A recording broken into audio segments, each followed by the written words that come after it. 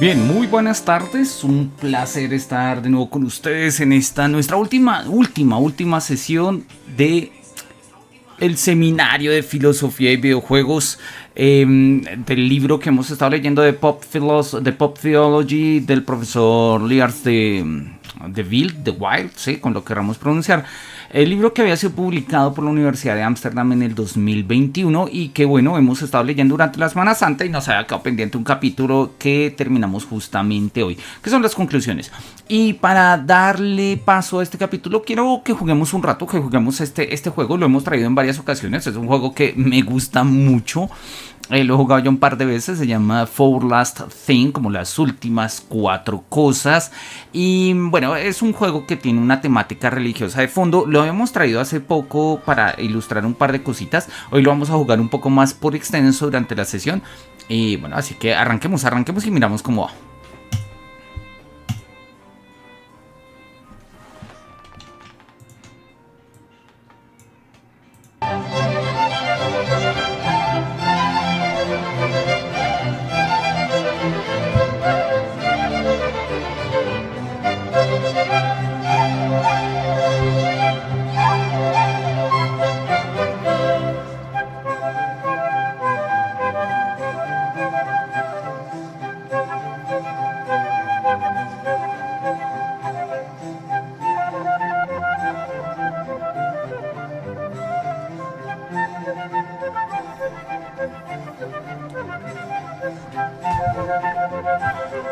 Listo, ahí tenemos ambientado en el cuadro del Jardín de las Delicias. Tenemos el diálogo entre Dios, Adán y Eva. Y básicamente lo que nos está diciendo ahí, pues el Señor, el Almighty God, es que pues evitemos esas manzanas, ese fruto, el fruto prohibido. Entendemos que estamos un poco en el jardín del Edén. Y pues si nosotros nos damos cuenta, vamos a bajarle un poquito acá el volumen, si nosotros nos damos cuenta al interactuar, pues acá nos dice que esta persona de la derecha es Dios, la de la izquierda es Eva, acá nos aparece una especie de creepy serpent child, ¿no? Como un aterrador niño serpiente. Y entonces, bueno, entonces nos están diciendo como Dios nos dice como no coman las manzanas. Y Eva nos está diciendo como mira, sí, cómelas. Entonces nosotros, básicamente el juego consiste en un click and point, como lo habíamos dicho desde el comienzo. Y podemos interactuar de distintas maneras. Podemos mirar. Entonces pues cuando miramos a él, Dios dice: este es nuestro gran y poderoso, eterno, omnipotente y gran Señor, ¿sí? Que bueno, sí, básicamente nos sigue escribiéndolo. Podemos interactuar, en este caso con la mano, y él dice pues la violencia no es la respuesta, pero la mano también va a servir como para que hagamos otro tipo de cosas, tocar, coger cosas, empujar elementos. Y podemos hablar. Entonces él dice como, le podemos decir, mira, pienso que vamos a comer una de estas manzanas, o dice como, no pienso comer ninguno de los frutos prohibidos. A lo cual Dios responde como, oye, mira, excelente. Podemos ir donde Eva, podemos hablar con Eva, ¿sí? Y Dios se nos pega ahí como, entonces le podemos decir a Eva como, mira, yo creo que no vamos a comer ninguna de estas frutas prohibidas, ¿sí? Y entonces te está diciendo, mira, te estás perdiendo en las trampas que te están poniendo, ¿sí? Si nosotros nos vamos un poco por acá, ¿sí? Entonces nos está diciendo ahí, no comas las manzanas. Podemos mirar un poco estas criaturas, ¿sí?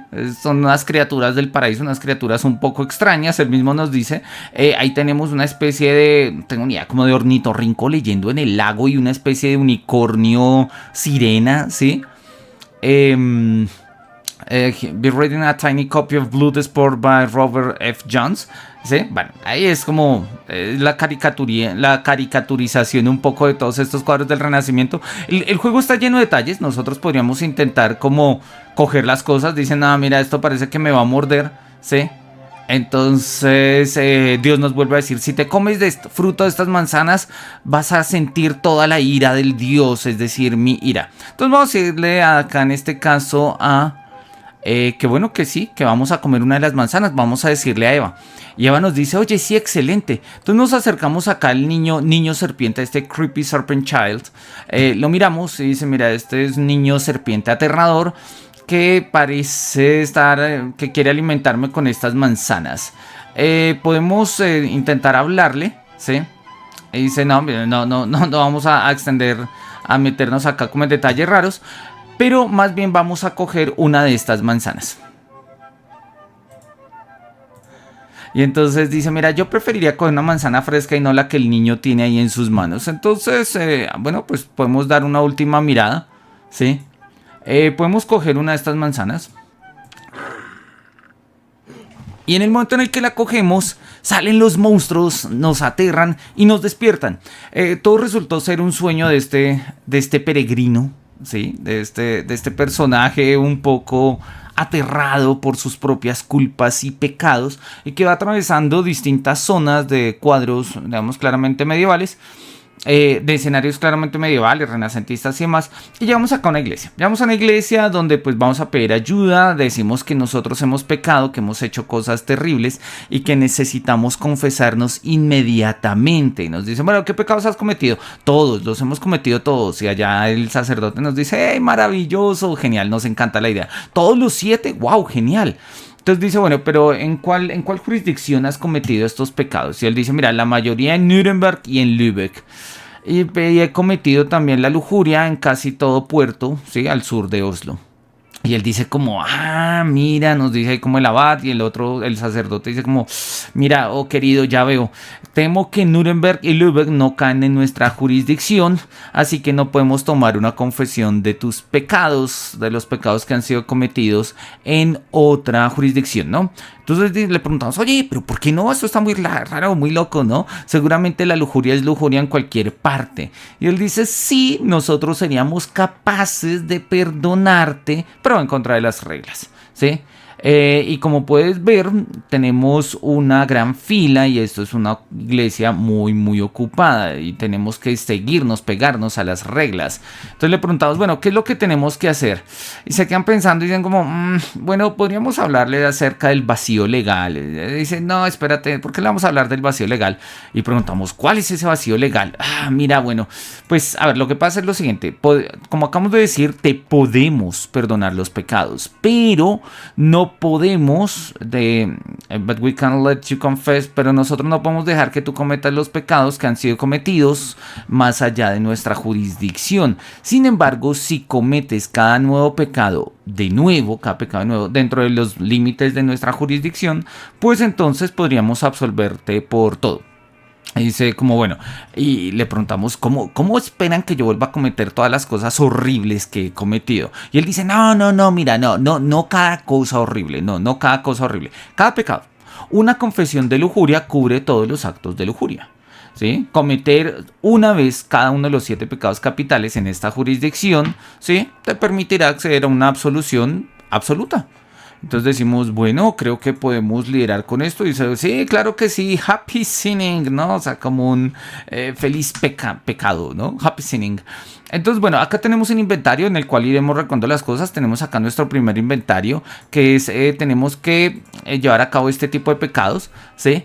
Y nos pone ahí nota de no, try not to murder anyone, don't freak out, ¿no? O sea, a ver, son los 7 pecados capitales, no vamos a matar a nadie, ¿sí? No nos vamos a enloquecer. Entonces estos son obispos, al parecer sí son obispos, ¿sí? No podría decir si es a priest from a prior, no sabemos si es un prior, o sea, un abad o un sacerdote. Para juzgar por su altura y por sus fancy cetros, ¿sí? Yo diría que seguramente son muy importantes, ¿no? Acá hay unos organistas angelicales que están ahí tocando, pues en el órgano, uno grande y otro chiquito. Y nosotros podemos ir mirando acá el letrero que dice The Church of Heavenly Petrol, ¿sí? La iglesia del San Pedro. Confesiones gratis y tenemos a 7 personajes, ¿sí? Un personaje que se ve como inocente. Si nosotros hablamos con ella, le vamos a preguntar, bueno, ¿por cuál pecado estás pidiendo perdón? Y dice, mira, por la ira, ¿sí? Entonces estoy enfurecida con mi padre, ¿sí? Y dice, bueno, y por lo que yo le dije, y no voy a repetir eso que yo le dije, ¿no? Le podemos preguntar a él cuál es el pecado y dice glotonería, la gula. Le podemos preguntar acá, que seguramente va a ser como vanidad, seguramente, pride, orgullo, ¿sí? Entonces, bueno, en fin, básicamente vamos a tener que, pues tenemos, y este seguramente va a ser lujuria porque este tiene toda la pinta de ser Enrique VIII. Greed, no avaricia, ¿sí? You can say I enjoy the finer things in life and lots of them. Me gustan las cosas elegantes y muchas, ¿no? Acá tenemos distintos cuadros, digamos, personajes sacados de distintos cuadros del Renacimiento y demás, y cada uno de ellos representa uno de los pecados que nosotros tendríamos que cometer, esta vez en la jurisdicción, y pues que de una u otra forma vamos a tener que lidiar, ¿no? A la derecha había un poeta, eso ya lo habíamos mirado la vez pasada. Esta es una representación de San Antonio, ¿sí? Es un anciano, sí, que tiene una imagen a San Antonio. De hecho ahí mismo nos lo dicen. Si nosotros podríamos tratar de, dice él, no quiero tocarlo, sí, en cualquier caso se va a volver polvo. Podríamos hablarle, le saludamos y él nos dice: San Antonio, no tengo ganas de hablar contigo. Bueno, está bien, no tenemos ganas de hablar, sí. Y acá tenemos pues una orquesta, sí, flotando, una orquesta que está pues flotando, podríamos como mirarla. Entonces nos dice it's a bunch of jokers having a sing-song in a floating egg, ¿no? Es como un grupo de pues eso, de jokers, no sé cómo traducirlo, de músicos, vamos a decirlo, sí, que están cantando una canción en un huevo flotante. Y pues sí, literal, eso es lo que vemos. Esto es interesante. Estos cuatro van a ser parte de los desarrolladores del equipo, ¿sí? Y de los que desarrollaron el juego. Ellos se metieron como Easter egg en su propio juego y lo tenemos ahí como Creepy Weirdos, ¿sí? Entonces dicen: a surgeon wearing a funnel hat, a fat man receiving an anesthetic brain surgery, a priest and a lady with a book on her head, ¿no? Entonces básicamente están haciéndole una operación del cerebro sin anestesia y bueno, y pues la persona, ¿sí? Dice ahí como, mira, cosas comunes y corrientes que pueden pasar un poco en la Edad Media. Podríamos hablar con ellos, nos saludan, entonces le preguntamos: bueno, ¿quiénes son ustedes? Y nos dicen: somos los somos los backers de Kickstarter. Y dice: bueno, ¿qué es Kickstarter? Es una plataforma de crowdfunding usada por Dios para ayudar a la creación de este mundo. Este juego claramente se hizo con pues el crowdfunding de Kickstarter. Dice: bueno, yo estoy claramente seguro de que eso suena como una blasfemia. ¿Qué es lo que ustedes están haciendo? No, mira, acá estamos relajándonos, haciendo operaciones, ¿sí? Arruinando la integridad artística de este juego. Entonces le preguntamos como... bueno, ya, sí, bueno, ¿qué están haciendo acá? Ah, bueno, sí, ya nos lo dijimos. Bueno, esto se está volviendo peligrosamente meta. Yo creo que me voy de acá. Dice: bueno, sí, nosotros también podemos, speaking part 2, también podríamos hacerlo, ¿no? Bueno, what a bunch of shameless attention seekers. Nos vamos acá, no, por acá. Vamos a entrar entonces al poblado. Entrar al poblado necesitamos revisar un poco cómo son este tipo de 7 pecados capitales que podemos cometer. Nos vamos a dar cuenta que estamos en una especie de pueblo medieval de comienzo del Renacimiento, ¿sí? Y pues vamos a tener que interactuar con una serie de cosas para ir logrando nuestro cometido, ¿sí? Nuestro cometido es cometer una vez cada uno de los 7 pecados capitales para poder pedir confesión y de esta manera acceder a la absolución. Tenemos como distintos escenarios. Vamos a simple y llanamente a repasar rápidamente. Acá hay uno que se llama como un peep here, ¿sí? Es básicamente como una ventana donde nosotros podemos mirar, ¿sí? Entonces en este caso es como la maja vestida de Goya, beautiful woman reclining on a bed of plump, ¿sí? Entonces nosotros podemos mirar, decimos: wow, es maravillosa, es genial, ¿sí? Es sorprendente, está sorprendentemente limpia, ¿sí? Entonces dicen: no, jamás tocaría a una mujer de esta manera. Entonces vamos a salir. Acá tenemos una especie de músicos extraños, ¿sí? Algunos extraños músicos que se ven parecidos como una especie de Fairly Somber Edition, ¿sí? De como una sombría y creepy versión del Bosque de Giovanni Cavallo. Y bueno, nosotros acá tenemos una cantidad de gente. Ya vamos viendo, ¿no? Naturalmente la maja vestida tendremos que volverle a la maja desnuda y ahí será el pecado de la lujuria. Acá donde se venden una cantidad de frutas podríamos pensar que puede darse el pecado de la gula. Más adelante, como nosotros vamos a darnos cuenta, vamos a encontrar acá unas embarcaciones.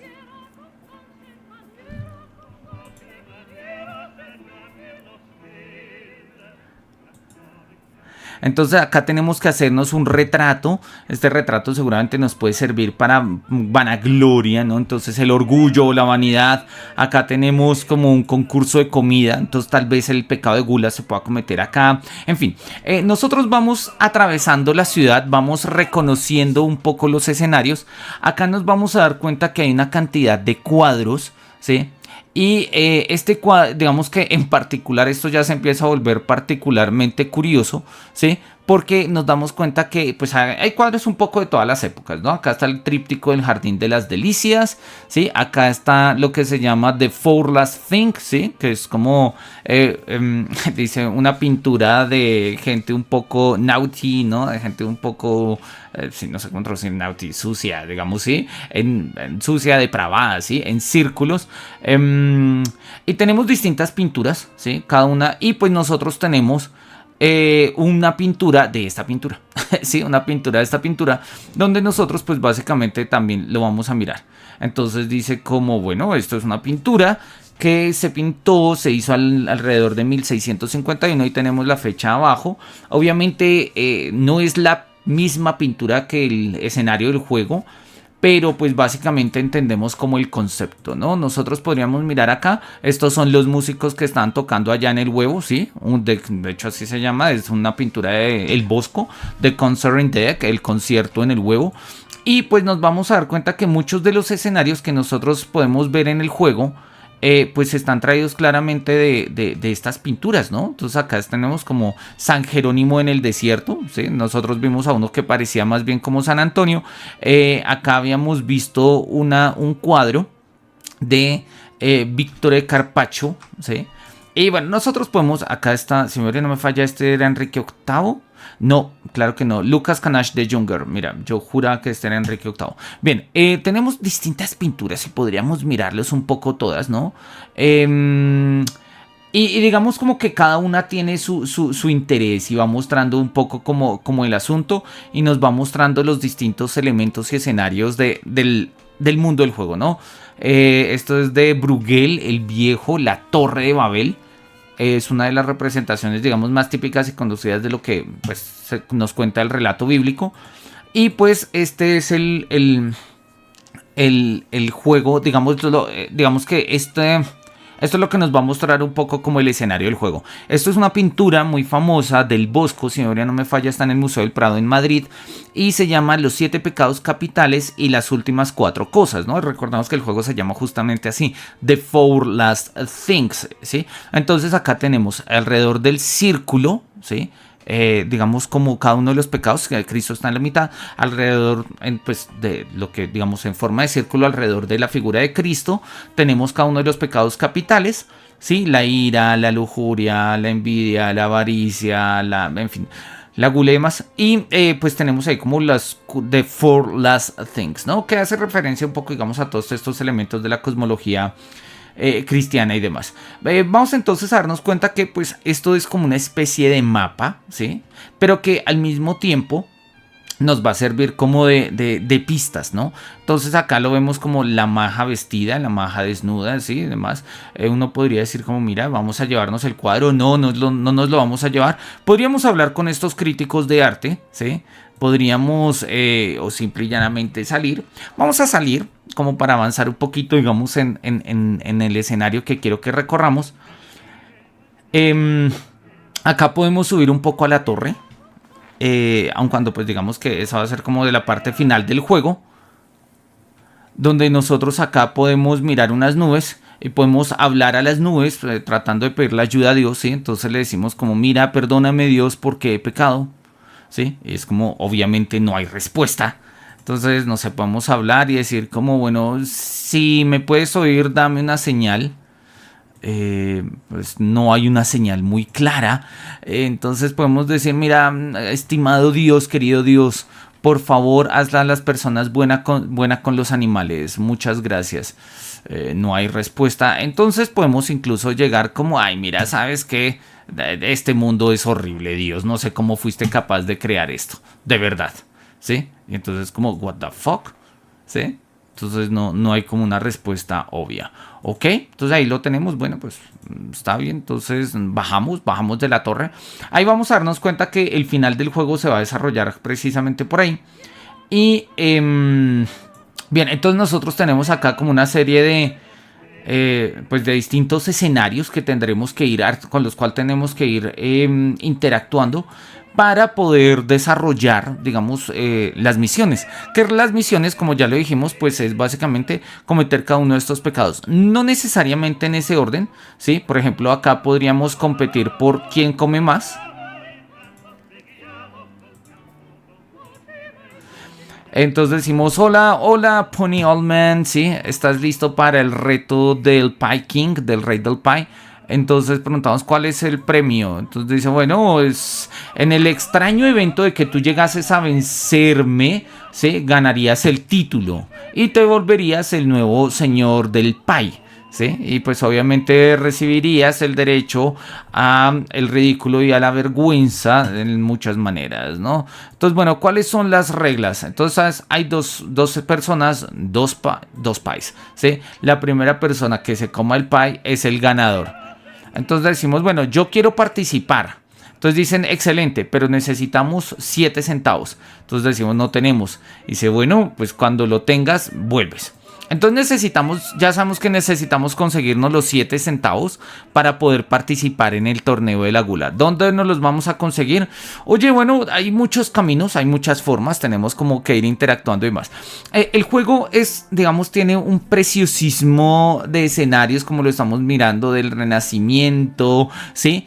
Un poco artístico en general, no todas las pinturas son renacentistas, algunas son medievales, tardío-medievales, otras ya son claramente barrocas, ¿sí? Incluso por ahí un par podemos encontrarlas que son del mundo claramente moderno. Y nosotros vamos interactuando básicamente acá con el espacio. Nosotros entonces acá tenemos como un creepy lawyer, ¿sí? O sea, un abogado turbio, una especie de niño bailarín, ¿sí?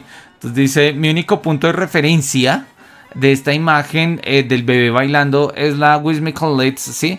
Es una comedia de los 90s de Ali McBeal. Realmente ese es un comentario, ¿sí? Pero este es un juego respetable y solamente voy a hacer arte del Renacimiento, ¿sí? Monkey Island es todavía una referencia a la oscura en la literatura, así que no tengo nada que decir de este niño. Bueno, en fin, el juego está lleno de este tipo de referencias que son un poco curiosas, extrañas y demás. Acá tenemos como un blacksmith, ¿no? O sea, como un herrero. Acá tenemos personas que están en los tejados, tenemos un sinister looking lutist, ¿no? Como alguien que toca el laúd pero que se ve un poco de una manera un tanto siniestra. Y bien, este es el escenario del juego y nosotros tendríamos que dinamizar un poco las expectativas, a ver cómo hacemos y qué encontramos en cada uno de estos escenarios para llevar a cabo nuestra complicada y terrible misión de pues conseguirnos básicamente una lista de pecados completa, ¿no? Acá nosotros hemos encontrado como una lista, ¿sí? Entonces, dice como estas herramientas no se pueden, podríamos nosotros tallar acá quizás nuestra propia estatua, una manera como de la propia vanidad. En fin, podríamos interactuar con una cantidad de cosas, pero creo que con lo que hemos visto es suficiente. Así que vamos a dejar un momentico el juego acá, vamos a dejarlo ahí en parte. Y vamos a terminar con el libro. Y con estas escenas del juego que hemos visto, creo que nos servirán y nos funcionarán precisamente como para que nosotros podamos darnos cuenta un poco de esto que él va a llamar, que es la Pop Theology. Es un capítulo breve, la mayoría de capítulos tienen alrededor de unas 12 páginas casi. De unas 22 páginas, este tiene alrededor de 12 nada más. Sin embargo, es quizás uno de los capítulos más densos. Me habría gustado a mí, en lo personal, que esto lo hubiera dicho en la introducción. Creo que reestructura muchas de las cosas que va a decir a lo largo del juego y va a poner un concepto que es muy interesante, que es el concepto de esto, de la Pop Theology, ¿no? Pero bueno, vamos a mirarlo rápidamente. Él nos va a decir lo siguiente, miremos, yo creo que con esto. Dice... Bueno, con este capítulo concluimos el libro y pues establecemos que hay una disjunción entre la producción y el consumo de los videojuegos. Sí, esta conclusión argumenta que los símbolos o sí, la simbología de los signos religiosos primeramente se tornan en simulacros por los desarrolladores de videojuegos y posteriormente, en tanto que son jugados y negociados con los jugadores, se transforman en lo que vamos a llamar una teología pop. Los videojuegos así ofrecen una epistemología lúdica de las religiones como concepciones del mundo que se intentan en ellas, comparadas, descartadas, en vez de ser unas fuentes de creencias o discreencias o de rechazo de las últimas verdades. Entonces, ¿qué es lo que él nos está diciendo acá? Y esto es un muy buen resumen de lo que vamos a ver en el capítulo. Él dice, mira, mantenemos la distinción que hemos establecido hasta ahora. Una cosa es la producción de religión en videojuegos, otra es el consumo de religión en videojuegos.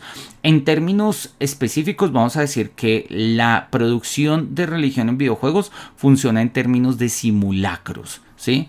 Donde básicamente estos simulacros, ¿sí? Ahora explicamos qué es, pero va en la línea de Baudrillard, ahorita lo desarrollamos. Estos simulacros, en la medida en que son diseñados, aparecen en el horizonte de juego. Cuando son jugados por parte de los jugadores, estos simulacros se transforman en lo que él va a llamar una teología pop. Los videojuegos de esta manera no parten de una epistemología reflexiva, racional, categorial, clásica, sino de una epistemología lúdica de las religiones, en donde vamos a jugar con religiones, donde nosotros pues básicamente vamos a entender las religiones como concepciones del mundo y no como un acercamiento a las verdades últimas. ¿Sí? O sea, jugar con la religión no es lo mismo que tener una religión. ¿Sí? Y es algo que él va a insistir y que, oye, pues es una propuesta interesante y pues vamos a mirar, ¿no? Entonces, volvemos sobre la idea, ¿sí? La presencia de la religión en los videojuegos es muy común, es muy común. Él ya lo había dicho antes, él nos lo ha mencionado en varias partes que dice como la religión es omnipresente en los videojuegos. Sí, la religión es omnipresente en los videojuegos y sí, tal cual así es, aparecen muchos juegos, ya pues un poco los que hemos mostrado a lo largo de todas estas sesiones y pues incluso algunos que pues vamos a seguir mostrando, ¿no? Todavía tenemos un par de ejemplos que mostrar ahí, pero bueno, eso con calma, vamos a mirarlos poco a poco. Él va a decir, mira, el libro básicamente giró en torno a las siguientes preguntas, ¿no? Hicimos las preguntas lo menos ceremonialmente posibles, es decir, las preguntas fueron formuladas de la manera más neutral, si se quiere, y es, ¿qué es lo que hacen los videojuegos cuando se meten con la religión, ¿no? What do video games have to do with religion? Es lo que los videojuegos tienen que hacer con la religión. ¿Y qué es lo que la religión hace con los videojuegos? Que podríamos dividir básicamente en estas 4 preguntas. ¿Qué elecciones llevan a los diseñadores de videojuegos a usar la religión en sus videojuegos? ¿Qué genera sentido? ¿Qué hace sentido? ¿Qué tiene sentido, ¿sí? En las representaciones religiosas para los jugadores?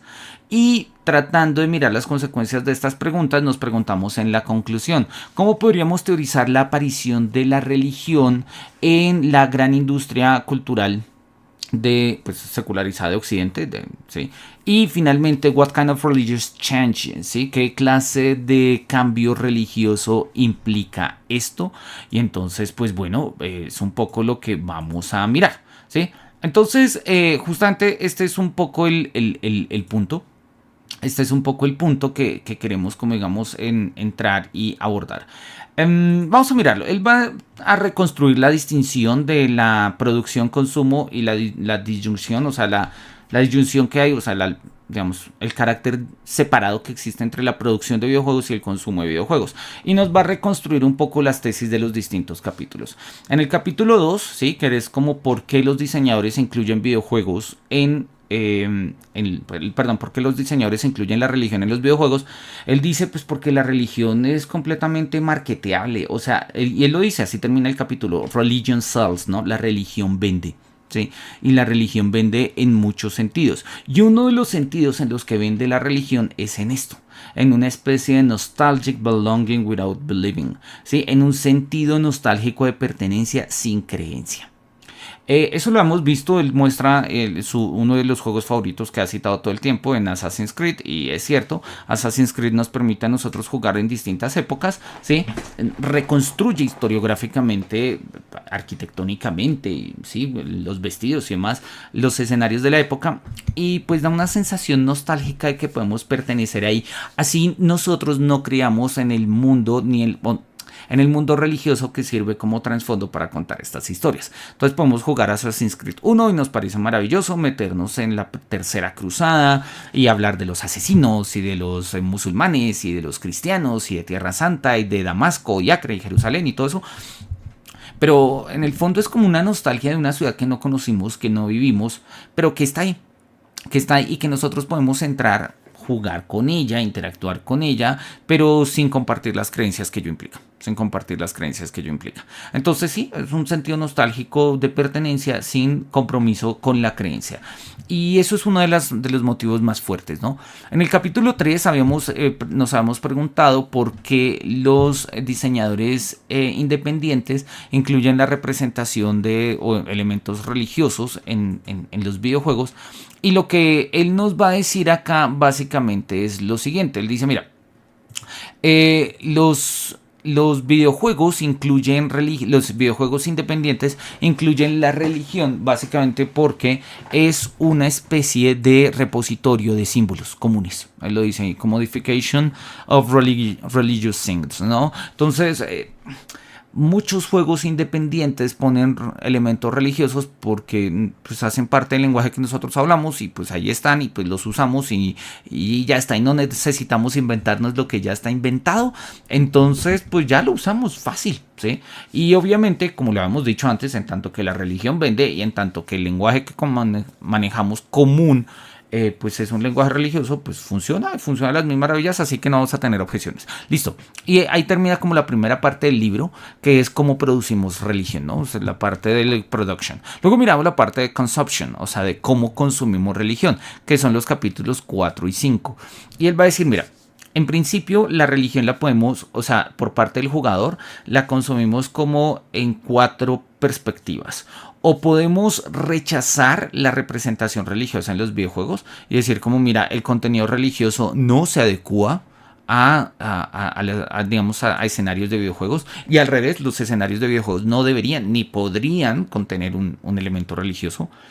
Podríamos hablar del debunked, que es como una especie de desacreditar, ¿sí? Decir como, mira, son juegos, sí, tampoco nos lo vamos a tomar muy en serio. Entonces desacreditamos esta representación del elemento religioso en los videojuegos y vemos que los juegos son simple y llanamente triviales en relación con las concepciones religiosas de la vida, ¿no?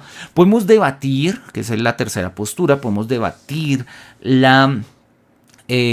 digamos, la representación religiosa de los videojuegos, en los videojuegos, perdón, y dice, mira, podemos establecer ciertos criterios interpretativos y en algunos vamos a mirar que son válidos, en otros que no son válidos y demás. Por ejemplo, a mí me llamó la atención porque hace poco, no lo he jugado de hecho, pero hace relativamente poco me conseguí Assassin's Creed, God of War Ragnarok, ¿sí? God of War Ragnarok, donde pues básicamente hay que desatar el Ragnarok y hay que matar a Odín, ¿sí? O sea, es la dinámica del juego. Ahora, ¿por qué matar a Odín? En el God of War 4, ¿sí?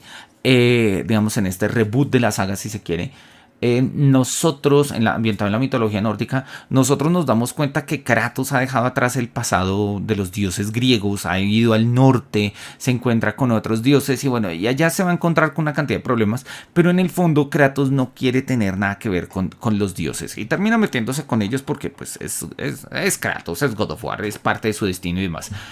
Y metiéndose con sus dioses, con los dioses del norte, Kratos va a tener una visión de Odín completamente nefasta, ¿sí? Y Mimir le va a decir lo mismo. Y el juego nos presenta un Odín horrible, un Odín horrible, ¿sí? Sin embargo, hace poco tuve la oportunidad de hacer un taller de runas que me regaló de aniversario mi amada. Y cuando estamos haciendo el taller de runas, pues hablamos de las historias de Odín. Yo algo conocía, no me había puesto a profundizar, digamos, mucho en su figura. Y pues resulta que Odín es una persona completamente interesante y muy curiosa, ¿no? O sea, es como Dios, es un Dios que busca la sabiduría, es un Dios que está dispuesto a sacrificarse, ¿sí? Si bien es un Dios guerrero, claramente, entonces pues va a la guerra y toma decisiones que se toman en la guerra, que no son decisiones fáciles, entonces no es del todo un Dios moral, pero es un Dios a la medida de las comunidades vikingas. Pero en los relatos, en los mitos, la figura de Odín es una figura siempre curiosa, o sea, curiosa en el sentido de, a él lo mueve una curiosidad. Él siempre quiere conocer, es un Dios que está hambriento de conocimiento y va a hacer lo posible, ¿sí? Va a beber de la fuente de Mimir, va a arrojar un ojo al pozo de esa fuente que da en las aguas que están en la base de Yggdrasil, se va a clavar al árbol para desentrañar el secreto de las runas, o sea, va a hacer una cantidad de cosas. Y oye, cuando a nosotros nos presentan la figura de Odín en God of War como un dios deplorable, pues nosotros podríamos debatirlo. Claro, para nosotros hoy por hoy esto simple y llanamente son, pues mira, mitos, entonces son simple y llanamente representaciones. Pero hoy por hoy, incluso como una de las opciones de religión se hablan como de paganismo nórdico, o paganismo nórdico o paganismo germánico, y dentro de este sistema pagano pues hay una reivindicación pues del culto a Odín y a Thor y a todas estas tradiciones, ¿no? Podríamos echarle una mirada, yo creo que acá podemos encontrarlo. Miremos a ver si por acá nos deja abrir la plataforma, sí. Si buscamos como paganismo germánico, ¿sí? Y son digamos, son prácticas religiosas de pueblos germánicos, ¿sí? Pero que pues de una u otra forma empiezan a volverse, bueno, Wikipedia no está a la venta, pero que de una u otra forma empiezan a ser actuales, vuelven a ser actuales. De hecho, acá lo hablan, Edad de Hierro, Edad Media, era vikinga, parecería que se hubiese terminado. Sin embargo, si nosotros miramos, ahí está todo el tema de las runas, sin embargo, si nosotros miramos, ¿sí? Él lo había puesto acá creo que al comienzo, acá está. Uno de los diseñadores de videojuegos se declara a sí mismo como pagano germánico. ¿Sí? Jennifer, no tengo ni idea quién es ella, simple y llanamente yo estoy acá, acá lo miramos, Jennifer Scheuerle, supongo, porque pues entiendo que es alemana, entonces ella hace parte, digamos, o su credo es el paganismo germánico. Miremos un poco quién es ella, como a ver si de pronto encontramos algo a propósito de su vida y demás. Esto es como su Twitter, esto es como Polygon, sí, podemos mirar acá como su profile y algunas de sus actividades. Y entonces mira, ella ha ganado distintos premios como game designer, o sea, como diseñadora de videojuegos. Ha ganado el premio Juego del Año como desarrolladora de Australia en el 2017 en colaboración con la NASA, y ha hecho distintos trabajos, listo. Entonces estas son como entradas en la página de Polygon que ha escrito ella, ¿no? Valheim, sí, obviamente en este caso pues muy, muy de la mano con su credo, ¿sí?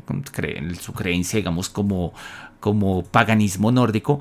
Entonces, claro, cuando nosotros vemos juegos como Valheim, no tengo ni idea de esto, no conocía esta nota. Muy seguramente si nosotros la leemos, como Valheim eficientemente come las horas de juego, ¿sí? Bueno, habría que mirarlo. Seguramente si nosotros miramos desde una perspectiva religiosa, que no necesariamente tienen que tenerlo todos estos textos, claramente, sino que uno esperaría algo de ello, pues ya que ella misma se define como, pues, digamos, adscrita al paganismo nórdico, ¿no? Entonces, o al paganismo germánico. Podríamos encontrar claramente ahí una opción, una forma de debate, una forma en la que podríamos debatir estas representaciones de Odín en Valheim, estas representaciones de Odín en God of War, estas representaciones de Odín en Assassin's Creed Valhalla, y tenemos ahí como distintas representaciones de una misma divinidad, y pues en este sentido pues podemos discutir en torno a ellas, ¿no? Es la tercera opción, es debatir. La cuarta opción es conectar. ¿Sí? Es como la cuarta forma en la que nosotros nos vinculamos con los videojuegos, y es básicamente conectamos con ellos. ¿Y cómo conectamos con ellos?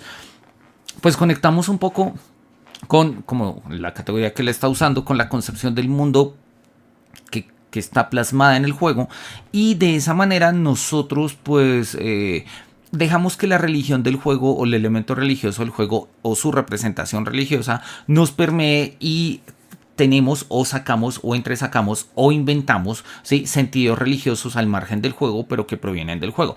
Cuando él hablaba de este ejemplo, en el libro nos ponía el caso de una persona que llegó a la meditación de la New Age a través de experiencias de juego, o personas que eran cristianas pero que después de jugar varios videojuegos se dieron cuenta que habían distintas formas de entender el concepto de lo religioso, y pues se volvieron ateos, o hubo ateos que incluso se volvieron religiosos a través de ciertos videojuegos. Eso pues son las evidencias de las entrevistas que él hizo a los distintos jugadores. Entonces sí, hay personas que pueden conectar con el elemento religioso, ¿sí?, a través de los videojuegos. Entonces, como son estas distintas formas, pues no podemos hablar únicamente de una. ¿Sí? De una. Y es lo que básicamente vamos a terminar hablando un poco como de la pop theology, ¿no? El capítulo 4 y 5 pues nos hablan un poco de eso, de cómo nosotros vinculamos y articulamos la relación con las otras personas en términos, o sea, de las otras personas en términos de un otro religioso. Sí, de cómo los otros ven el mundo, para finalmente pues hablar de este gran otro que es la figura de lo divino, o el dios o los dioses. Y pues digamos que eso lo habíamos visto en la última sesión, ¿no? Él tenía una conclusión final bonita, y es que cuando nosotros hablamos de religión no hablamos tanto del elemento divino como del elemento humano en su relación con lo que es divino. La religión no trata de los dioses, la religión trata de cómo los hombres tratamos de relacionarnos con eso otro a nosotros mismos. Eso divino que o está en la naturaleza o trasciende la naturaleza, o está en nuestro interior, o es un elemento del mundo, o etcétera. Eso sería como el objeto de las religiones. Eso lo habíamos visto un poco en la sesión pasada, ¿no? En el episodio, en la lectura 5. Bien, sí, en el siguiente capítulo, la conclusión, nos habla acerca de la producción, ¿no? Los simulacros ontológicos de lo sagrado. Él lo dice de una manera muy fácil, pero pues lo que está ahí es bastante complicado. De hecho, por eso lo tenemos ahí subrayados en 2 tonos y demás. Pero vamos a leerlo como lo dice, porque lo dice muy fácil. Dice: what commodification, ¿no? O sea, qué tipo de intercambios y de identidades hacen tomados juntos, ¿sí? O sea, tanto la producción como, tanto este intercambio y este tipo de identidad, o sea, la commodification y el sameness, tomados juntos, lo que ellos hacen es que los signos religiosos, es decir, sus rituales, sus escritos, su estética y su cultura, su arquitectura, son vaciados como assets, o sea, como formas genéricas, ¿sí? En acciones, en scripts, en luces, en diseño de niveles, para la ambientación de la gravitas, ¿sí?, como del quid del juego, del peso que tiene el propio juego y del misterio. Para ponerlo más teóricamente, la producción de la religión en los videojuegos o en el desarrollo de los videojuegos cambia la sustancia ontológica de manera radical. Lo que es la religión, lo que la sustancia religiosa es en los videojuegos, es reducido a una commodity, ¿sí? O sea, un elemento conmutativo, es decir, a un elemento que puedo cambiar, ¿sí?, de orden, y pues más o menos se mantiene la apariencia, pero como lo hemos vaciado, ¿sí?, eso es lo que nos está diciendo acá, ¿sí?, estos elementos religiosos han sido vaciados, entonces pues nosotros podemos básicamente intercambiarlos de muchas maneras, ¿sí?, siguiendo un poco con lo que había dicho Arjun Appadurai, ¿sí? A commodity is anything intended for exchange, ¿no? Algo que podemos entender como intercambiable es pues eso, lo que podemos intercambiar, lo que podemos cambiar, ¿no? Recordando un poco las tesis de Adorno y de Horkheimer, de lo que él llamaba de la sameness, de esta Ähnlichkeit, de esta similitud, que es un proceso de estandarización en cualquier industria cultural, en este caso de vista de los trabajadores, nos damos cuenta que eso ocurre en el ámbito de los videojuegos. La religión se mete en los videojuegos por un caso de sameness, ¿sí? O sea, de Ähnlichkeit, de básicamente similitud, porque como hay condiciones precarias por parte de los trabajadores, que ellos necesitan vivir de la industria en la cual trabajan, necesitan vivir de hacer videojuegos, pues hacen videojuegos que resulten más o menos rentables. Y si los videojuegos que resultan más o menos rentables incluyen más o menos los mismos símbolos religiosos, pues vamos a seguir haciendo más o menos los mismos juegos con más o menos los mismos elementos. Esa es la idea del sameness, ¿no? Del Ähnlichkeit, de la tesis de Horkheimer y Adorno, que hace referencia, y a mí me parece muy, muy bonita la referencia al trabajo de los trabajadores. No es acá como la gran idea del artista, no es el ejecutivo de una empresa como Ubisoft que pone una política, no, sino es qué es lo que hacen los que hacen realmente los juegos, que hacen los trabajadores que trabajan en ello. Y pues lo que van a hacer es básicamente pues lo mismo, o sea, lo que funciona y lo que ha funcionado. Y esto no es únicamente un sentido práctico, sino es una forma, y esa es la tesis de la Escuela de Frankfurt, sino es una forma de regulación de la sociedad. Entonces el trabajo, por eso nuestros trabajos consisten en hacer siempre lo mismo. Por eso nuestros trabajos no son espontáneos, no son libres, no son abiertos. Porque básicamente hacer lo mismo es una forma de control. Es una forma de control, ¿sí? Y eso lo está diciendo allá Horkheimer, y lo dijo Horkheimer y Adorno. Y pues ahí está, publicado en 1944, justamente en pleno contexto de la guerra. Terminando ya la guerra, que terminaba en mayo del 45, pues precisamente nosotros lo vemos ahí, ¿sí? Lo vemos. Lo que hacían los trabajadores durante la guerra era lo mismo.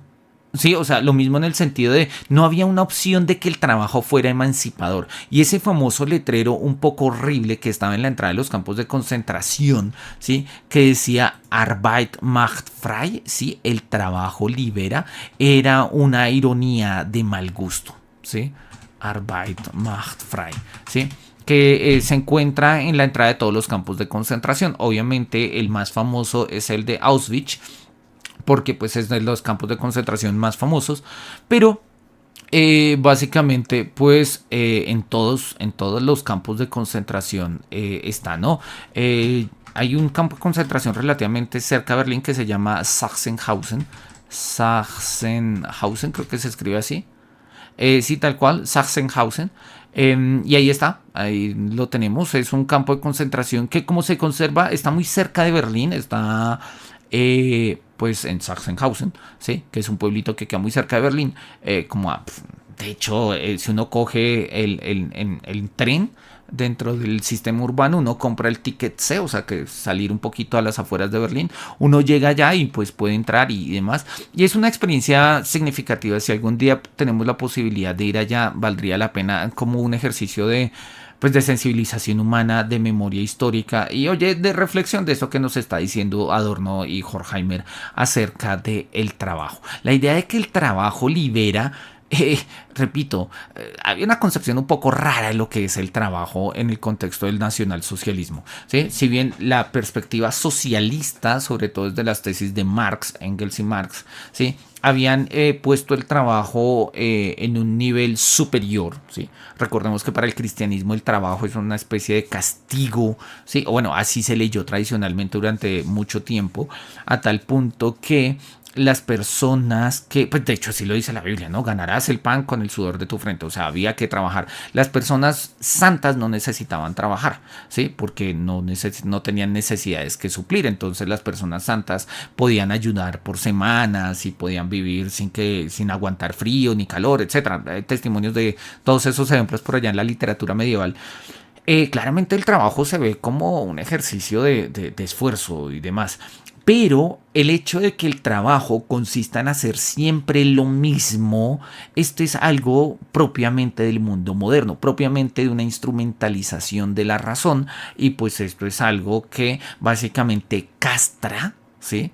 A pues, cualquier ser humano.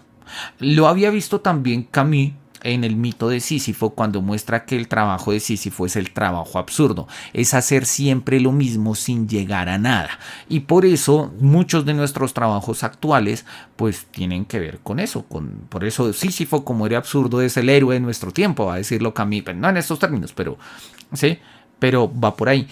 ¿Y eso qué quiere decir? Que pues nosotros estamos presos de esta sameness, ¿no? O de esta Ähnlichkeit en el trabajo. ¿Y eso en qué consiste? Pues básicamente en que nada de lo que nosotros hagamos va a hacer que el trabajo resulte más significativo. Y esto pasa en la industria de los videojuegos. ¿Por qué metemos la religión en los videojuegos? Pues porque es lo que se hace.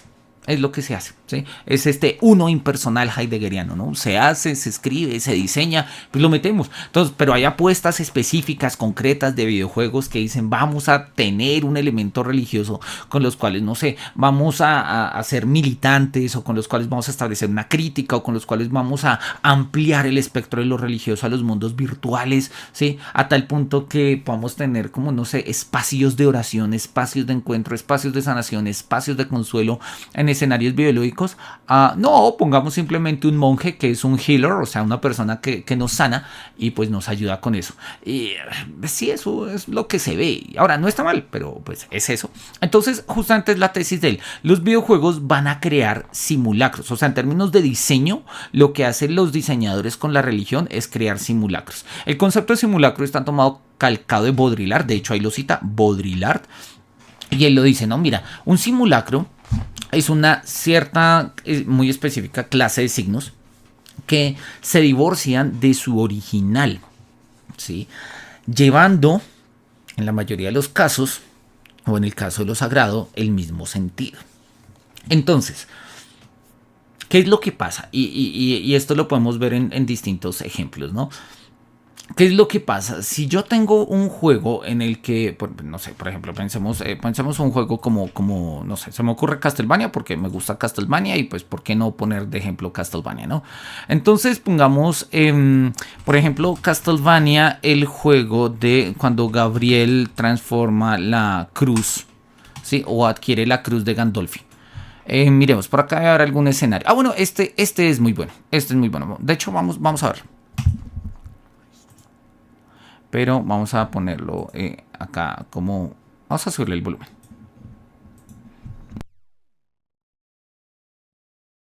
Vivit, istus regnat, Christus ab omni malo te defendat, maledictiat excommunicati daemones, in virtute istorum factorum Dei nomi. I was like you once.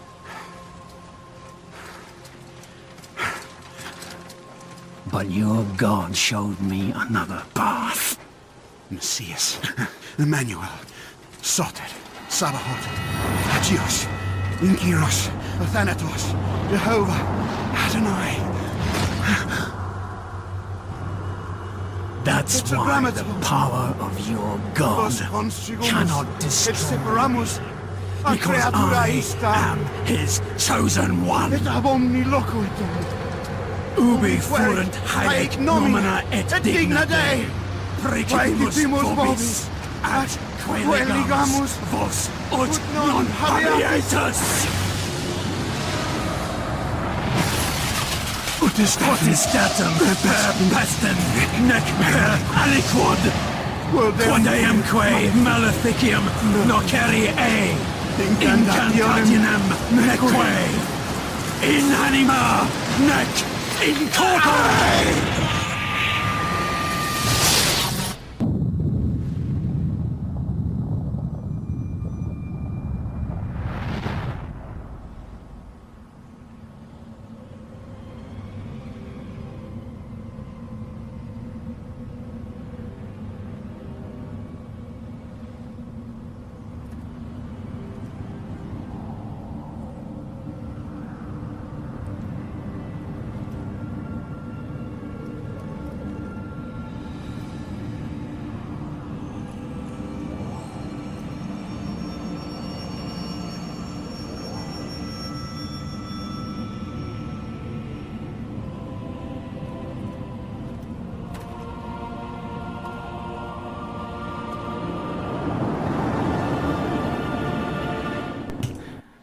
Bien, ahí lo que vimos nosotros, y de hecho pongamos como este ejemplo, me gusta esta imagen de Gabriel convertido ya en Drácula con la cruz, ¿sí?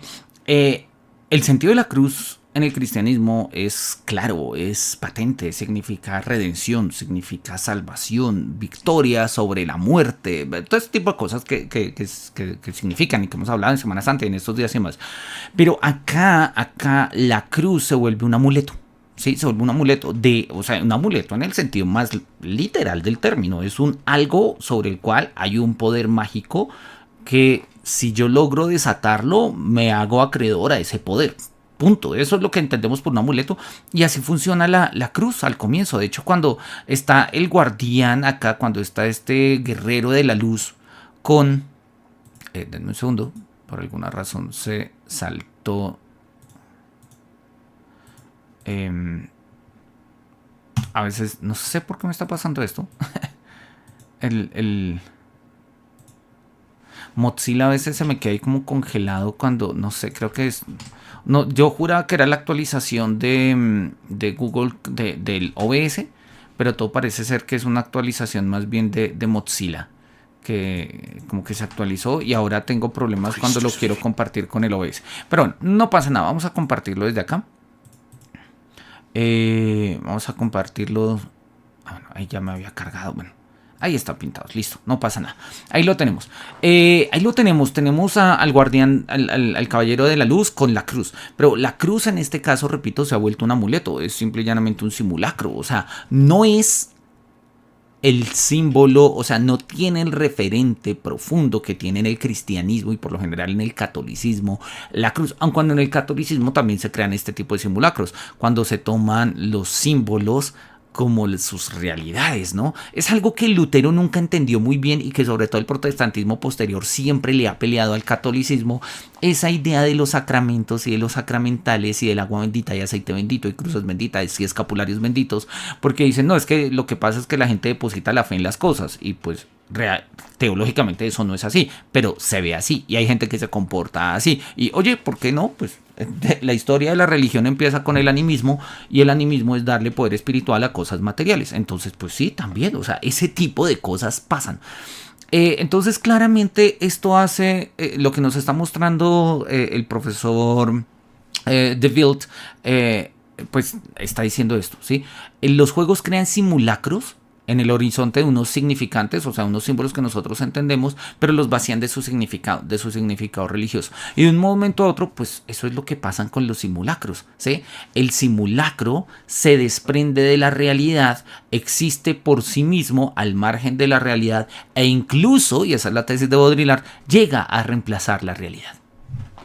Sí, y ese tipo de cosas pasan y pueden pasar. Miremos un poco cómo lo desarrolla ahí en el texto, ¿no? Él sigue citando ahí a Baudrillard y entonces nos dice que el mundo occidental ha considerado que básicamente el lenguaje, ¿sí? se articula, digamos, y esto es gracias a Saussure y compañía, ¿sí? a la perspectiva estructuralista del lenguaje. Nuestra concepción del lenguaje entiende que existen significantes y significados.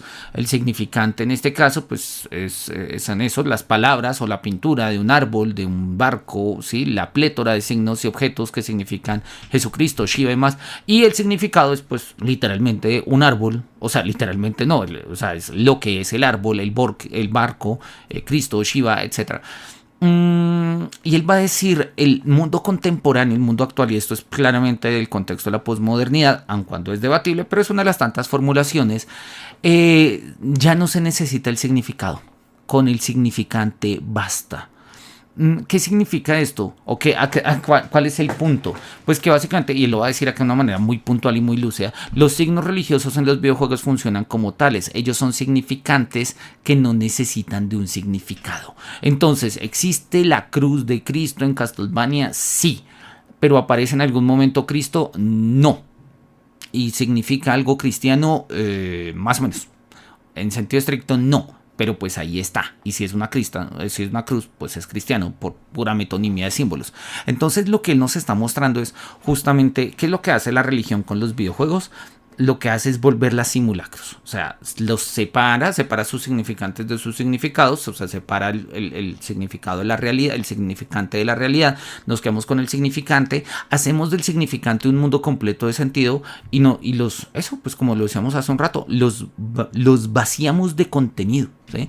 Él desarrolla acá un poco la tesis de Baudrillard. Baudrillard, como dirían los españoles, flipa en colores, ¿sí? Con lo que pasa con Disneylandia, porque él dice, mira, Disneylandia es un ejemplo de esto, no necesita una clara conexión con la realidad o con un significado original. De hecho, there is no original copy, no hay una copia original. Todos los Disneylandia alrededor del mundo son más o menos las copias de ellos mismos, pero no es una original. O sea, no hay un Disneylandia original que sea como, ok, este es el sentido de la realidad al cual estamos creando fantástica y ficcionalmente como Disneylandia. No hay un original y no necesitamos un original. Ese es un poco en el asunto, ¿no? There is no original underlying sign of Mickey Mouse, ¿no? No hay un signo original que subyazca a Mickey Mouse. De la misma manera que no hay una necesidad original o de un original para la combinación de rituales e invenciones en Assassin's Creed. Entonces, Baudrillard lo va a decir acá como la conclusión. Dice, mira, ¿qué es un simulacro? Un simulacro ya no es un tema, no es un tema de imitación, no es un tema de duplicación o ni siquiera de parodia. Es una cuestión por la sustitución de los signos de lo real por lo real. Baudrillard lo va a poner de muchas maneras y es un filósofo muy lúcido. De hecho, tiene un libro donde lo explica perfectamente que se llama Cultura y Simulacro. Donde Baudrillard va a explicar de muchas maneras cómo el simulacro se va a volver lo que él llama hiperreal. ¿Y qué es lo hiperreal? Son estos simulacros que no son la realidad, pero que desplazan a la realidad y constituyen la nueva realidad, ¿sí? Hay un texto de Baudrillard muy lúcido y lamentable. Digo lamentablemente porque yo creo que las reflexiones que Baudrillard nos habría dado si hubiese estado vivo habrían sido otras. Si él hubiera, digamos, estado vivo en nuestra época presente, sobre todo en los contextos de la pandemia y demás. Él tiene un texto que es como una recopilación de textos que él escribió a lo largo de muchos años, que se llama Pantalla Total. Pantalla Total es un texto donde, pues, a ver, el mismo título lo dice. La totalidad es una pantalla. O sea, lo real no es lo real es lo que aparece en pantalla. Y esa es la tesis de Pantalla Total de Baudrillard y es un ejemplo que él va a estar dando constantemente. Él va a poner, uno de los ejemplos que él pone es el cine de Hollywood. Nosotros terminamos asumiendo que las cosas son como pasan en las películas, de alguna u otra manera, no sé. Por ejemplo, las películas de Hollywood nos presentan que las guerras del mundo griego y del mundo romano son y han sido de cierta manera. Así que asumimos nosotros que así fueron. ¿Cómo fueron? Allá hay una cantidad de historiadores pensando las falanges romanas y las armas de largo alcance de los macedonios y tales. Mira, yo me quedo con la figura que vi de Troya. ¿Sí? Yo me quedo con la figura de la película de Alexander. Listo, ya esas son. Porque de una u otra forma estos simulacros no necesitan un referente original. ¿Sí? Hay un concepto, sobre todo que ha trabajado mucho el profesor Alberto Venegas Ramos, que se llama un retrolugar.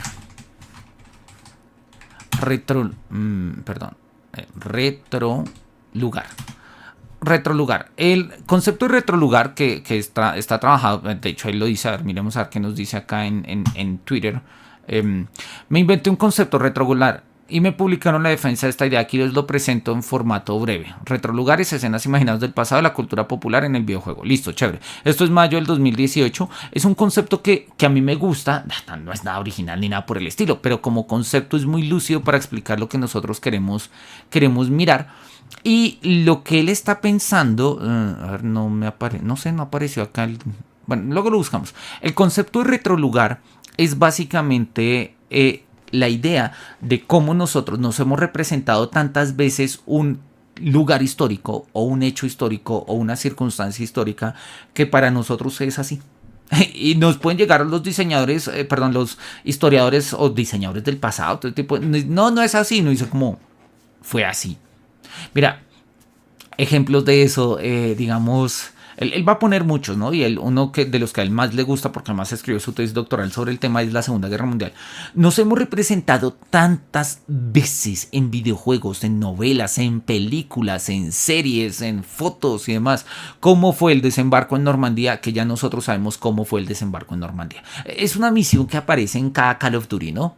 Una exageración, obvio. Aparecen muchos Call of Duty. Nosotros jugamos el desembarco en Normandía en una cantidad de juegos. Y ahí está, sabemos cómo ocurrió, sabemos cómo se peleó tales. Porque lo hemos jugado, lo hemos visto. La historiografía al respecto muestra que hay ciertos cambios. Mira, no me importa. No viene que ver conmigo. Yo ya lo vi, yo ya lo jugué, así no fue. Entonces, de una u otra forma, la repetición de estos simulacros o la repetición de estos retrolugares, pues terminan siendo como sistemas autorreferentes. No hacen referencia a una realidad porque no la necesitan. No la necesitan. Y eso es lo que el autor está diciendo que pasa con la religión en los videojuegos. La religión en los videojuegos no necesita de referentes. Simple y llanamente con que sean simulacros, o sea, autorreferentes y que tengan sentido, funciona. Y pues si funciona, pues funciona. Y él lo dice, ¿no? Los videojuegos, nosotros vemos productos culturales que ofrecen simulacros de lo sagrado. Muy en el sentido de cómo Disney ofrece su realidad, como autocontenida, divorciada de la tradición, sin ningún vestigio de lo sagrado o de un significado cultural o personal, ¿sí? Que lleve sus creencias. Simple y llanamente eso, simulacros. Entonces, ¿por qué Drácula conocía las palabras del... Sí, el conjuro? ¿Por qué podía tocar la cruz? ¿De dónde vino esa cruz? ¿Cuál es la historia? ¿Por qué es sagrada? Mira, es un símbolo, no nos interesan esas historias, tampoco el juego nos la cuenta, nos la podría contar, pero de pronto para algún arqueogamer, sí, sería interesante, pero en principio pues hace parte digamos, no aporta la experiencia de juego. Nosotros jugamos y es lo que pasa en la historia y ya está. Entonces ahí tenemos como estos matices que resultan interesantes. Miremos un poco el último apartado. Él va a decir, bueno, el consumo. ¿Cómo jugamos socialmente con la religión? Y él va a decir, mira, lo hemos dicho ya en el capítulo 4 y en el capítulo 5, ¿sí? Él dice, bueno, they are opaque, ¿no? La manera en la cual la religión se comunica a través de los videojuegos y alrededor de los videojuegos es más como una proyección en una pantalla pública que una mediación transparente, ¿sí? De una experiencia privada. O sea, cuando nosotros hablamos de religión en videojuegos se trata más bien como esto, y me gusta la idea, ¿no? Es una proyección pública. Entonces, obviamente hacemos de la religión ciertos retrolugares, pues porque son así, o sea, lo podemos entender de esa manera.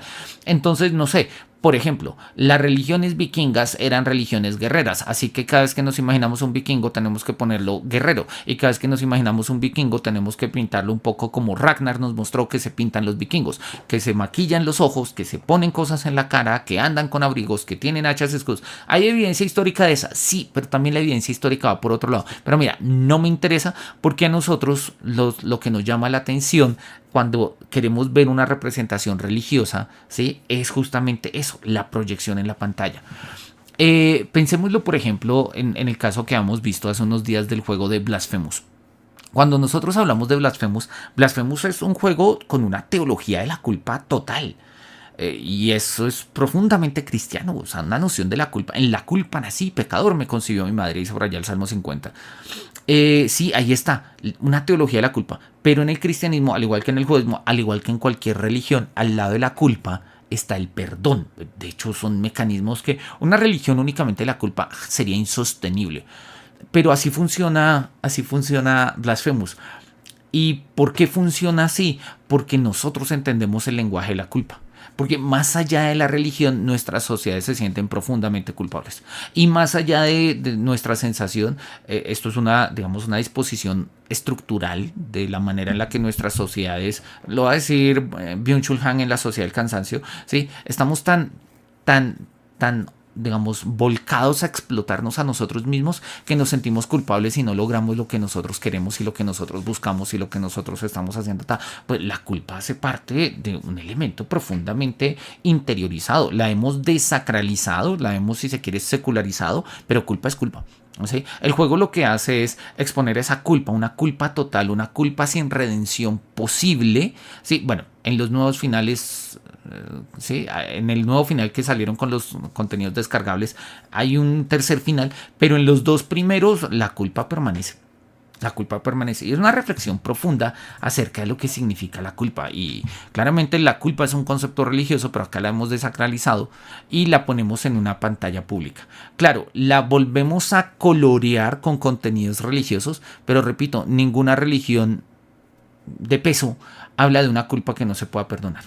¿Sí? El cristianismo dice el único pecado que no se puede perdonar es contra el Espíritu Santo, porque básicamente el Espíritu Santo es el que me da la gracia para pedir perdón. O sea, el único pecado que no se perdona es por el cual no se pide perdón. Pedir perdón implica recibir perdón. Entonces, un videojuego que me hable de la culpa pero no del perdón, pues no es completamente cristiano. Pero lo que nos interesa acá no es hacer de teología cristiana, no es hacer una catequesis sobre la confesión. No, lo que nos interesa en Blasphemous es mostrar un juego de la culpa, ¿no? Como lo vimos hace un par de días. En este sentido, sí, la religión, como lo hemos dicho, tiene una dimensión pública, pues porque eso es un intercambio y pues el intercambio siempre es entre varios, y de esta manera pues establecemos la religión como un intercambio público, ¿no? Y él lo va a poner acá. En primera instancia, la preeminencia de la religión en la cultura popular mediática, películas, televisión, series, videojuegos, podríamos incluir mangas, animes, revistas y demás, puede ser entendida como una forma, como una otra forma de institucionalizar la religión. Y esto es interesante. Esto es interesante porque nosotros hablamos de una religión institucionalizada en iglesias, en cultos, dogmas, sistemas, ¿sí? Todo ese tipo de cosas. Y hablaríamos de unas prácticas no institucionalizadas de la religión, como por ejemplo esas que aparecen en películas, videojuegos, series, rompecabezas, animes, etc.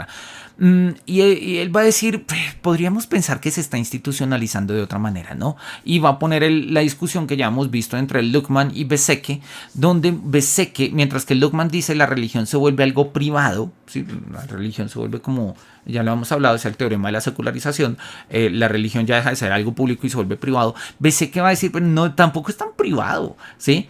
Por eso está lleno en todas partes, en las conversaciones públicas, ¿sí? Se habla de religión, en los libros de autoayudas, en revistas y en una cantidad de cuestiones profundamente mediáticas, ¿sí? Encontramos elementos de espiritualidad y religión, y hoy por hoy casi sirven como una especie de institucionalización de la religión. Pensémoslo, por ejemplo, ahorita hay, gracias a muchos temas de mindfulness, muchos temas de nueva era, pero también muchos temas como del coaching y demás, se va creando una especie de estructura teológico-religiosa que tiene sus rituales, y uno de los rituales más importantes, y ahora lo que pasa es que es una especie de religión sin teología, ¿sí? Lo cual es un poco raro, incluso a veces sin mitología o con múltiples teologías y múltiples mitologías. Por ejemplo, uno de los rituales más elementales de esta práctica de los cuales va a hablar Besseke son los decretos. Entonces la gente dice, yo decreto tal cosa, porque al decretar se mueven energías en el mundo y eso es un ritual en el sentido en el que es un ritual la oración del católico, en el que es un ritual la oración judía, la del mormón, la del musulmán, la del chamán, son rituales. Decir que yo decreto algo es una forma ritual, y eso está, o sea, de eso se habla, y se habla así generalmente de manera muy fácil, como yo ya decreté que este es el carro que yo quiero, yo ya decreté que me voy a ir de vacaciones, yo ya decreté que voy a cambiar de trabajo, y pues ese tipo de cosas pasan, y como pasan o no pasan, y si no pasan pues la esperanza sigue abierta, y si pasan pues confirman la creencia, y pues, así funciona la religión, así ha funcionado siempre la religión. El hecho de que no se lleve, el hecho de que no se consuman las expectativas de un ritual no habla mal del ritual, sino que no es el tiempo preciso de la satisfacción de ellas. Y si sí se cumplen, pues habla de la eficacia del ritual. O sea, en un contexto religioso, el ritual jamás falla. ¿Qué es lo que pasa? En los videojuegos eso no es patente, ¿sí? Pero de una u otra forma, los videojuegos siguen repitiendo una serie de símbolos y simulacros que hacen parte de este elemento profundamente masivo de lo que es como la religión, ¿no? Y él lo va a poner acá como en la conclusión de este apartado. Él dice, mira, de manera contraintuitiva, entonces los videojuegos de una manera conmutativa, ¿sí? Estandarizan los simulacros de lo sagrado, ¿sí? estableciendo una especie de negociación de significado con los jugadores. Cuando los juegos llevan estas discusiones de la religión fuera de las iglesias, en públicos en espacios públicos, ¿sí? En foros online, en los medios, en Facebook, en redes, en Instagram, etcétera, ¿sí? Esto constituye una verdadera conversación pública. Cualquier persona con una conexión a internet puede participar en ello, pero las personas no participan ahí simple y llanamente como unos miembros de una religión, sino desde diferentes posturas religiosas y desde trasfondos interseccionales según pues cada circunstancia y cada persona. Así que esta religión in-game, ¿sí? Este sentido de la religión dentro del juego, ellos pueden llevar a conversaciones acaloradas, ¿sí? De cuán significativas pueden llegar a ser o no, ¿sí? De cara a cara a los textos sagrados y a las propias convicciones. Pero esto no se hace de una manera privada, se hace de una manera pública, es decir, con carácter amplio. Entonces resulta que esta idea de que la religión se había vuelto algo privado, pues no, porque argumentamos de la religión como si se tratara de hechos objetivos, de los cuales, pues no sé, hay revelaciones, hay evidencias, hay instituciones, incluso al margen de estas instituciones, incluso al margen de estos escenarios, y es cierto, hay una cantidad de elementos y de foros y de grupos donde la gente habla en términos públicos de la religión, no privados, es decir, no en términos de, a mí me parece que más bien en la manera privada es como se resuelve la discusión, pero de la manera pública es como se abre, ¿sí? Es como se abre. Y habíamos puesto algunos ejemplos la vez pasada. Él va a terminar entonces en estas últimas 4 páginas que le quedan. Él va a decir, mira, todo esto va a resultar en una teología pop. Sí, una teología pop. En sentido estricto, ¿qué es lo que nosotros llamamos una teología pop? Y él lo dice, mira, los videojuegos presentan una teología pop. Una emancipación radical, ¿sí? Del sentido de lo religioso que se hace desde fuera de la iglesia o fuera de las iglesias y más allá de los académicos, teólogos profesionales, ¿sí? Esta teología se hace de la mano de diseñadores y de jugadores que son los que juegan con la religión. Entonces es un ejercicio de emancipación, es lo que va a mencionar él, un ejercicio de emancipación de pensar la religión y los elementos religiosos y las representaciones y los símbolos religiosos, todo ello, al margen de la iglesia, por un lado, o sea, al margen de la religión propiamente institucionalizada, al margen de los académicos y de los teólogos, y de la mano de los diseñadores y de los jugadores. ¿Sí? Quizás no sea lo más sensato, pero pues oye, es lo que se está haciendo, ¿sí? Es lo que se está haciendo y por eso lo va a llamar. Va a tener unos pros y unos contras, ¿sí? Él no los distingue, pero podríamos distinguirlos muy, muy rápidamente, ¿no? Y él lo va a decir, mira, obviamente esto va a implicar un cambio epistemológico de la religión como una cuestión de creencia a una cuestión de juego. Porque entonces la religión ya no va a ser un tema de si tú crees que Cristo es el Mesías, si tú crees que Mahoma es el profeta, si tú crees que la ley quedó completa con la ley que le fue entregada a Moisés o no, etcétera, sino acá tiene que ver más o menos como cuáles son los sentidos de los juegos con los cuales nosotros podemos jugar. Pongamos un breve ejemplo de esto. Lo habíamos hablado en estos días, pero no lo mencionamos. Hay un juego, un segundito y lo abrimos acá, ahora sí. Hay un juego sobre Moisés, no sé, no tengo ni idea, no me acuerdo cómo se llama. Hay un videojuego que es sobre la vida de Moisés. Ah, bueno, pues acá está, ¿sí? Este es el videojuego. Vamos a mirar un par de elementos del juego. Está en desarrollo, no sé cuándo sale, pero pues bueno, en algún momento saldrá. Acá y ahora sí.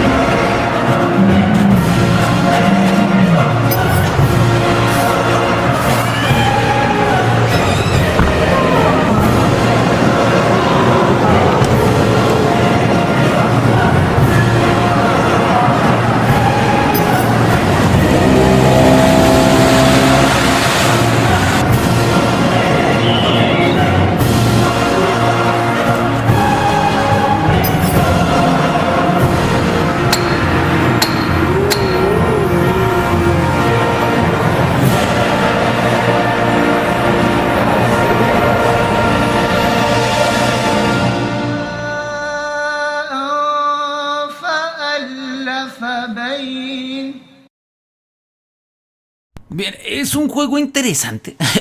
A mí me parece, sí. Bueno, acá dice como 40 años de gameplay asegurado. Obviamente es un comentario un poco inquietante. Es un videojuego que a mí me parece muy interesante. Tiene un sistema moral entre los israelitas y los egipcios. ¿Sí? Hay un momento cuando nosotros subimos, estamos acá llegando y vemos precisamente como la zarza ardiente, que obviamente no corresponden con, digamos, cronológicamente con el relato bíblico, porque la zarza ardiente se da mucho antes de que caigan las plagas de Egipto. Pero vean ustedes que, por ejemplo, acá podemos como tener, sí, hay opciones. Está la opción de enviar una bendición, enviar una plaga o hablar con Dios. Y pues acá va a soltar la plaga, así.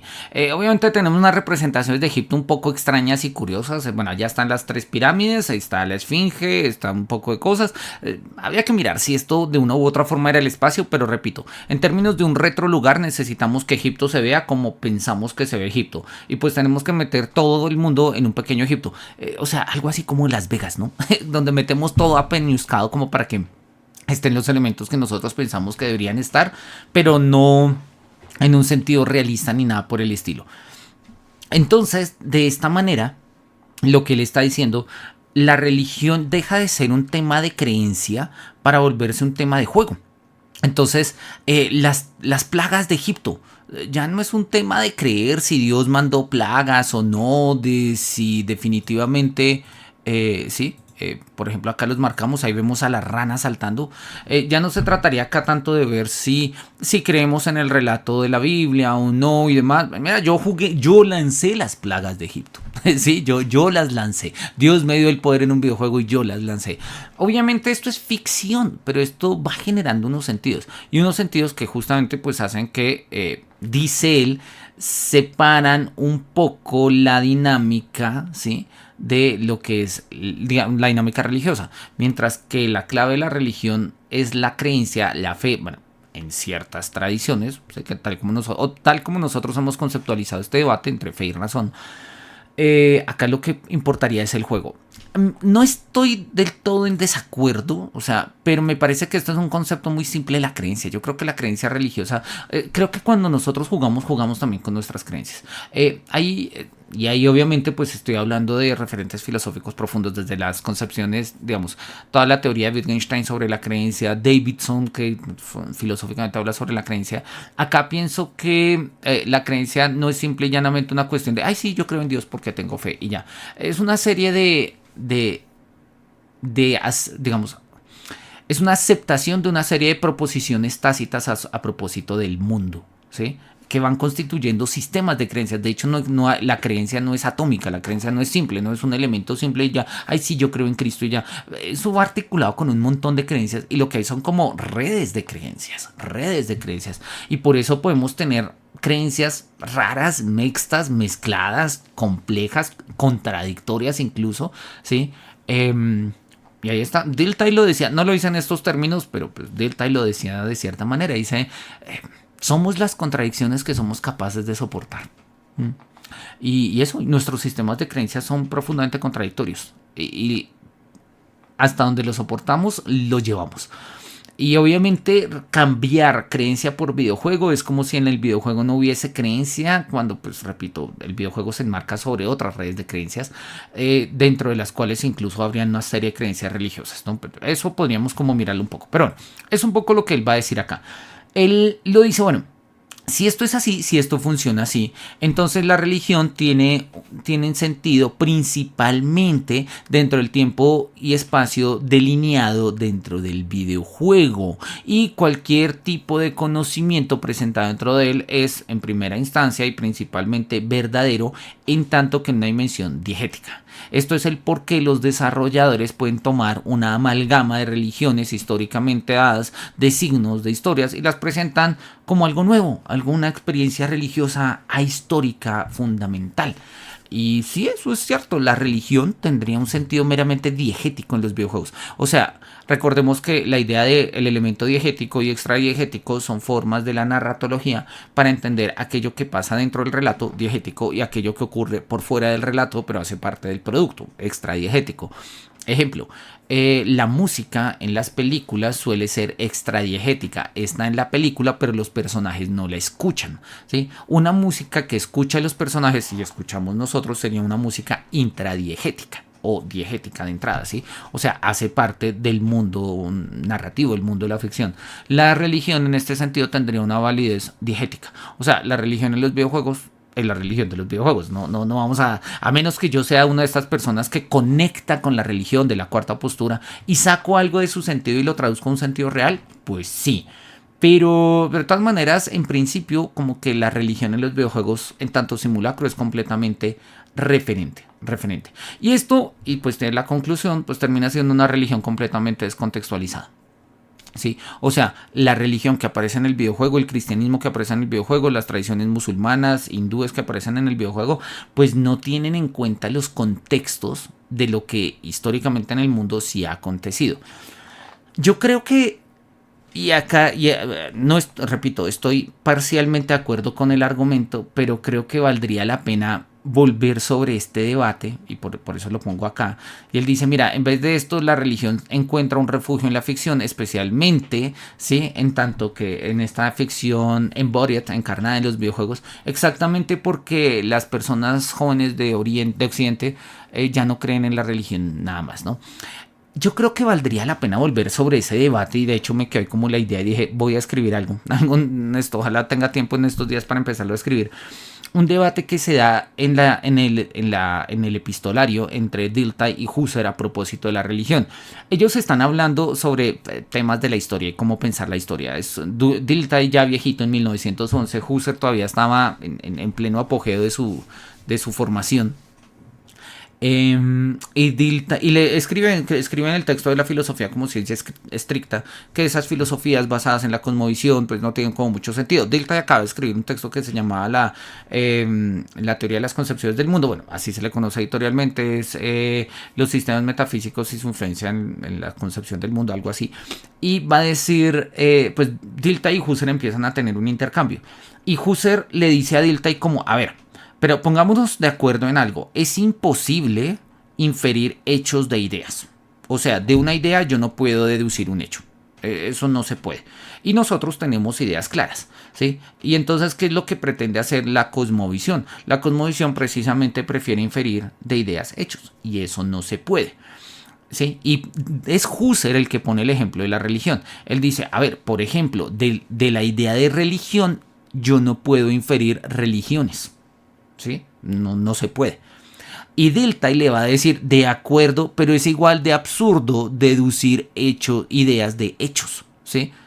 Si yo voy a pensar que es una religión, pues tengo que mirar las religiones que existen y decir, no, pues simple y llanamente a mí se me ocurre que la idea es esto y no tiene nada que ver con los hechos, ¿sí? Entonces vamos a tener ahí un debate para Husserl, que no hay relación directa entre los hechos que se puedan derivar de una idea, y para Dilthey, que si bien derivar una idea de un hecho puede ser un ejercicio de inducción, pero tampoco podemos desconectarlo del todo, pues ahí está. Y a mí me parece que este es un debate que valdría la pena tenerlo acá.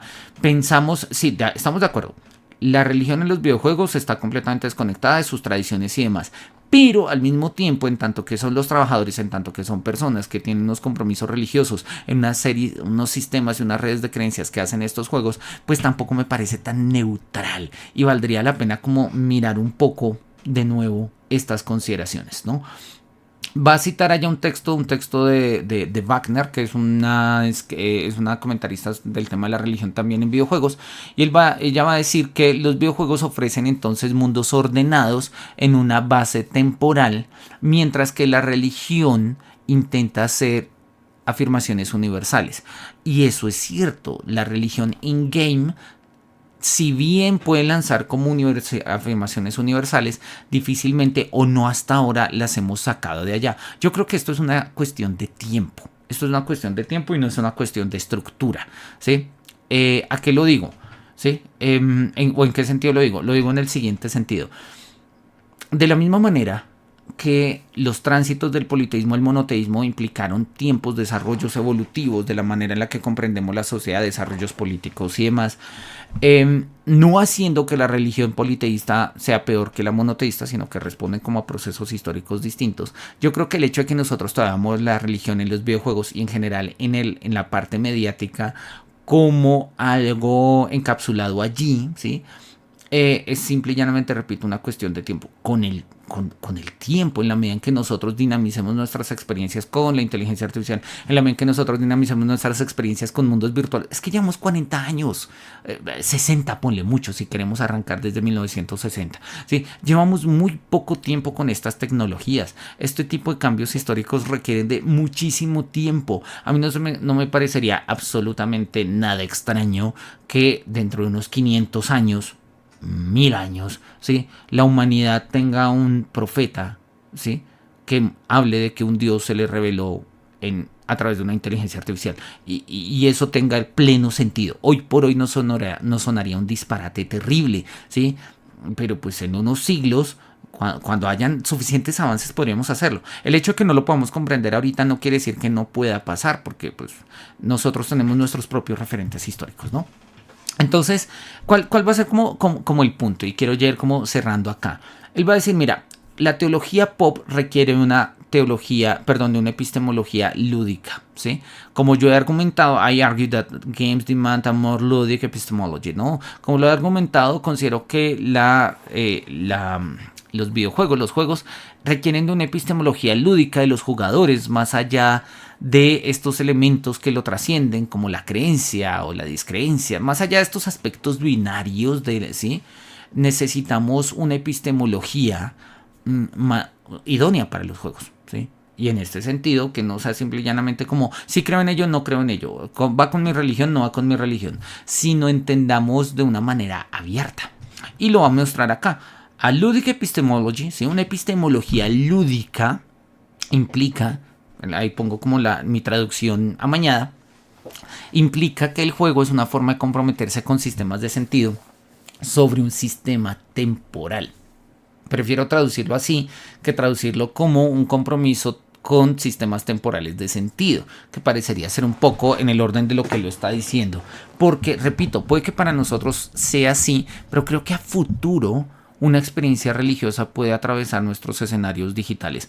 Porque las experiencias religiosas atraviesan dos distintos escenarios del mundo humano. Atraviesan, no sé, la manera en que vestimos, la manera en que comemos, la manera en que nos relacionamos, atraviesan nuestra sexualidad, nuestra identidad, atraviesan nuestro cuerpo. Hay quienes se implantan, se desimplantan, cortan, no cortan partes de su cuerpo por creencias religiosas. Es plenamente común que atraviese nuestra vida virtual.